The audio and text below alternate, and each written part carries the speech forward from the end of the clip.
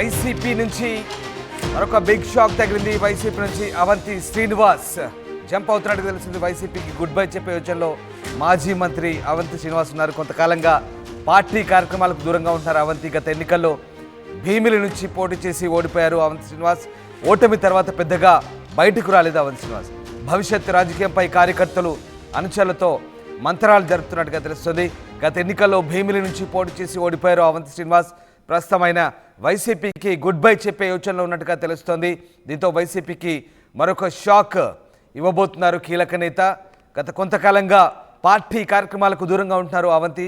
గత ఎన్నికల్లో భీమిలి నుంచి పోటీ చేసి ఓడిపోయారు. ఓటమి తర్వాత పెద్దగా బయటకు రాలేదు. అయితే తాజాగా ఆయన భవిష్యత్ రాజకీయంపై కార్యకర్తలు అనుచరులతో మంత్రాలు జరుపుతున్నట్టు తెలుస్తుంది. బహుశా ఆయన తెలుగుదేశం పార్టీలోకి చేరబోతున్నారంటూ వార్తలు వస్తున్న నేపథ్యంలో అవంతి శ్రీనివాస్ ప్రస్తుతం వైసీపీకి గుడ్ బై చెప్పే యోచనలో ఉన్నట్టుగా తెలుస్తుంది. మా కరెస్పాండెంట్ వర్మ జాయిన్ అవుతున్నారు వైజాగ్ నుంచి. వర్మ, అవంతి శ్రీనివాస్ వైసీపీలో చాలా కీలకంగా ఉన్నటువంటి నేత. సో ఆయన ఇప్పుడు వైసీపీకి గుడ్ బై చెప్పబోతున్నట్టుగా తెలుస్తోంది.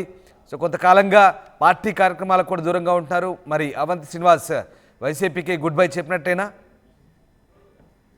ప్రధానంగా చూసుకోవచ్చు, 6 నెలలుగా ఇదే సస్పెన్స్ కొనసాగుతోంది.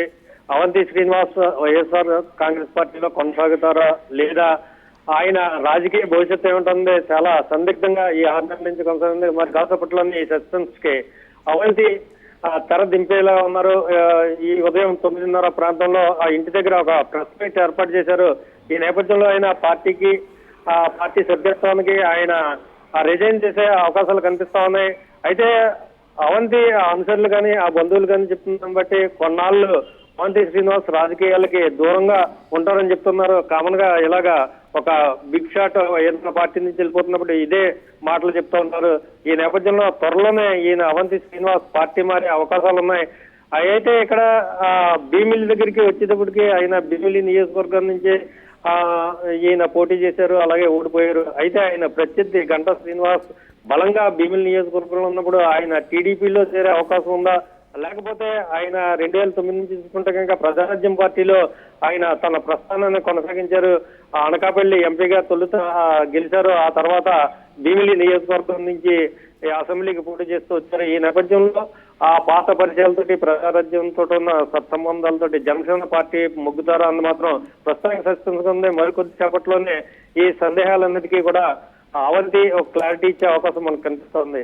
రామదాస్ రైట్. అంటే మరి అవంతి శ్రీనివాస్ ఒకవేళ వైసీపీకి గుడ్ బై చెప్తే కనుక ఏ పార్టీలో చేరే అవకాశం ఉంది? టీడీపీ వైపు వెళ్తారంటూ కొంత ప్రచారం సాగుతుంది. అలాగే మళ్ళీ జనసేన వైపు కూడా వెళ్ళే అవకాశం ఉన్నట్టుగా వార్తలు వస్తున్నాయి.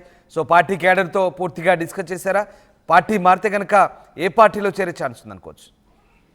రామదాస్ మనం ప్రధానంగా చూసుకోవచ్చు, ఈయన భీమిలి ఆయన కార్యస్థానంగా ఇక్కడ రాజకీయాలన్నీ వ్యవహరిస్తున్నారు కాబట్టి అక్కడ బలమైన ప్రత్యర్థి గంటా శ్రీనివాసరావు గారు ఇప్పుడు ఆయన ఎమ్మెల్యేగా ఉన్నాడు. ఈ నేపథ్యంలో అక్కడ బద్ధ శత్రువు అయిన గంటా శ్రీనివాసరావు భీమిలిలో బలంగా ఉన్నప్పుడు ఆయన రాజకీయ మనుగడ ఎలా సాగుతుందని సందేశాస్పదంగా ఉన్న నేపథ్యంలో ఖచ్చితంగా ఈయన ప్రజారాజ్యం నుంచే ఆయన రాజకీయ ప్రస్థానాన్ని ప్రారంభించారు కాబట్టి రాజకీయ పైకి ఎదిగారు కాబట్టి ఈ నేపథ్యంలో జనసేన వైపు ఎక్కువ మొగ్గు చూపే అవకాశం ఉందని అనుసరులు అయితే చెప్తున్నారు. అయితే అవంతి మనసులోని మాట మరికొంత చెప్పట్లో మనకు తెలిసే అవసరం ఉంది. అయితే ఇక్కడ చెప్తుంది బట్టి ఆయన అనుసరులు కానీ ముఖ్య అనుసరులు చెప్తుందని బట్టి రాజకీయాలకు కొంతకాలం పాటు దూరంగా ఉంటారని చెప్తా ఉన్నారు. ఈ నేపథ్యంలో మన ఈ సందేహాలందరికీ కూడా మరి కాసేపట్లోనే ఈ సస్పెన్స్ వీడిపోయే అవకాశం ఉంది. Ramdas right. Yes, thank you Varma, thanks for the update.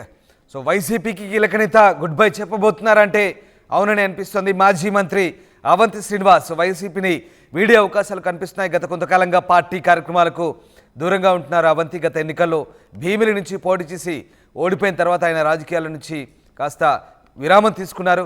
ఓటమి తర్వాత పెద్దగా బయటకు రావడం లేదు. అయితే భవిష్యత్ రాజకీయంపై మాత్రం కార్యకర్తలు అనుచరులతో మాత్రం మంత్రాలు జరుపుతున్నట్టుగా తెలుస్తోంది. అవంతి శ్రీనివాస్ ఏ పార్టీలో చేరతారనే చర్చ